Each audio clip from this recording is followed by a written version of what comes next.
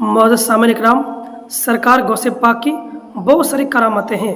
आइए मैं आपको एक करामत बताने जा रहा हूँ, आप सुनिएगा तो आपका दिल मचल जाएगा। एक मर्तबा सरकार गौसे पाक असर की नमाज़ पढ़कर अपने खादिम को लेकर के दरियाए दजला के किनारे पहुँचे सैर व तफरीह करने। तो देखते हैं सरकार गौसे पाक कि एक बुढ़िया रो रही है, एक कोने में बैठ करके रो रही है। तो सरकार गौसे पाक अपने खादिम से कह रहे हैं, जाओ बुढ़िया से पूछ के आओ वो क्यों रो रही है। जब सरकार गौसे पाक के जो खादिम उस बुढ़िया को पूछे कि ए माँ अब क्यों रो रही है, तो बुढ़िया उसको भगा दी कि मैं रो रही हूँ, अपनी वजह से रो रही हूँ, आपसे कोई मतलब नहीं है। तो सरकार गौसे पाक खुद उस बुढ़िया के पास आई और कहा, ए माँ आप क्यों रो रही है। तो वो बुढ़िया कहने लगी कि मेरा एक बेटा था, इकलौता बेटा था, मैंने सोचा उसको मैंने बहुत नाज के साथ मैं उसको पाली थी और मैंने सोचा कि इसकी शादी कर दिया जाए। जब दरिया के उस पार लड़की देखा गया, शादी करा दिए। तो जब बारात आ रही थी, दरिया पार कर रही थी कश्ती के साथ, तो मेरे ही सामने बारात, मेरे बेटे अपने दुल्हन के साथ, तमाम बारातियों के साथ ये दरिया में वो कश्ती डूब गई है। तूफ़ान आए तो तूफ़ान के साथ कश्ती डूब गई है और इसलिए मैं हर साल आकर के हर महीने आकर के यहाँ पे रोती हूँ। तो सरकार गौसे पाक कह रहे हैं कितने साल हो गए, कहा 12 साल हो चुके हैं।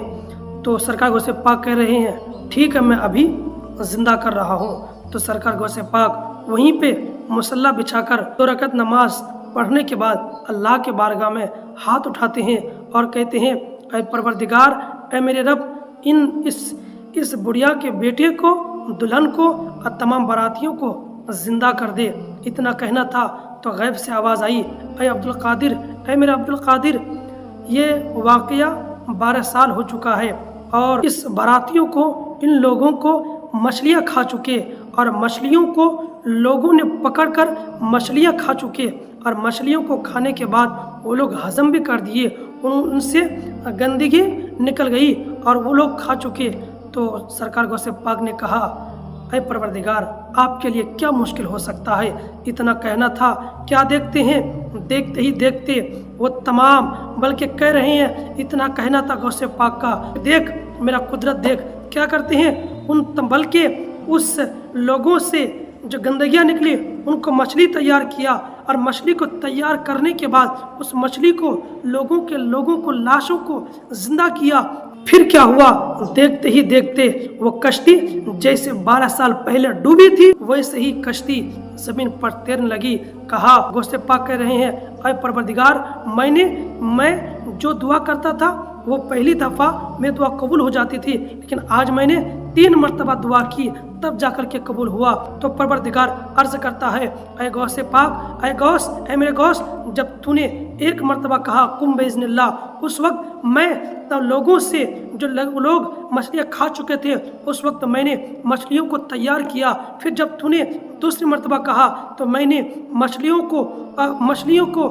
के पेट से लोगों को निकाला। जब तूने तीसरी मरतबा कहा तो मैंने कश्ती को दरिया पर तैरा दिया। तो देखो ये सरकार गौसे पाक वो है जो 12 साल डूबी हुई कश्ती को दरिया पे तैरा दिए। इसलिए गौसे पाक की करामतें बहुत सारी है। सिर्फ 11वें शरीफ मत मनाइए, उनके हालात ज़िंदगी को पढ़िए, उनको जानिए, गौसे पाक की करामतों को जानिए, वो हालात को जानिए गौसे पाक के।